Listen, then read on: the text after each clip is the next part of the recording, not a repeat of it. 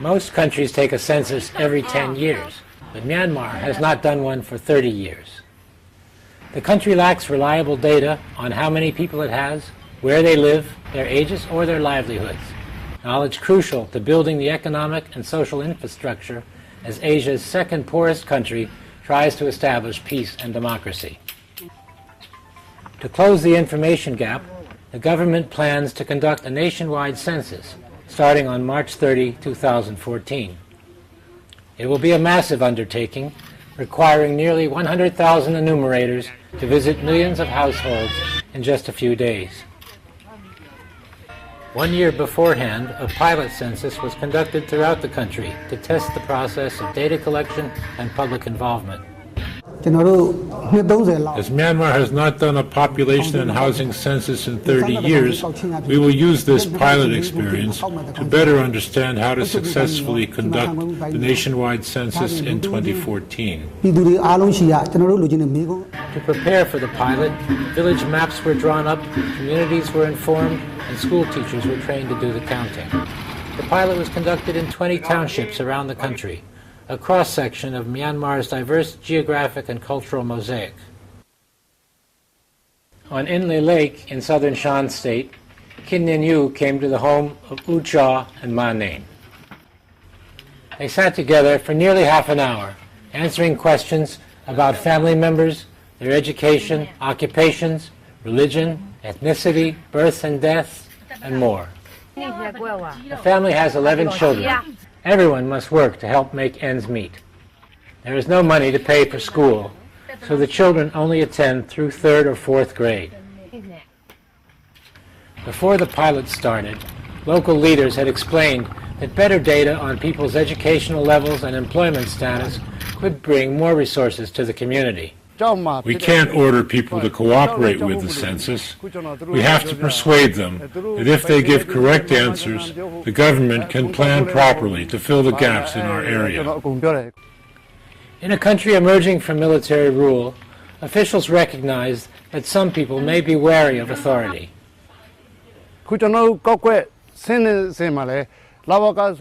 avoid sensitivity about uniforms, we have asked the administrative staff to wear civilian clothes. We also explained to people that the census has nothing to do with taxes. Planners are working hard to learn as much as possible from the pilot census in order to improve the procedures.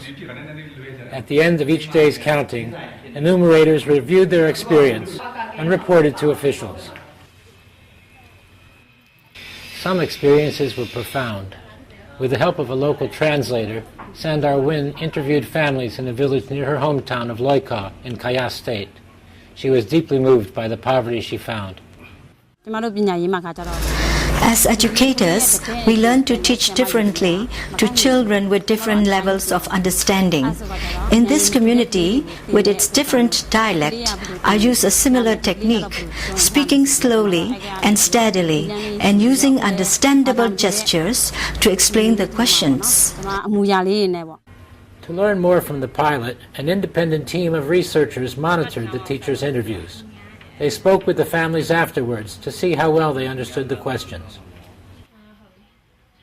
For me, I checked whether they are asking the question correctly or not, and also do they follow the method, the research method that some kind of rules that they shouldn't break down during the data collection, such as asking leading question or inferring the answer.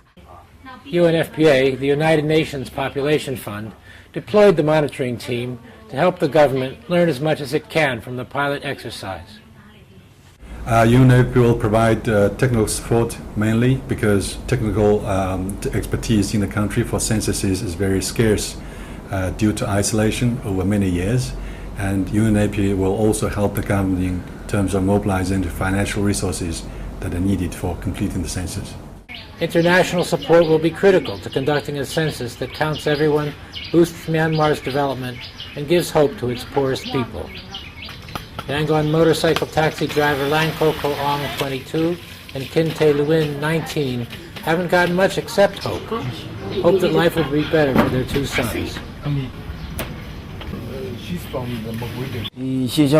I'm trying to save money for my job. We want our children to be able to go to school when they grow up. For UNFPA, this is William A. Ryan reporting from Yangon.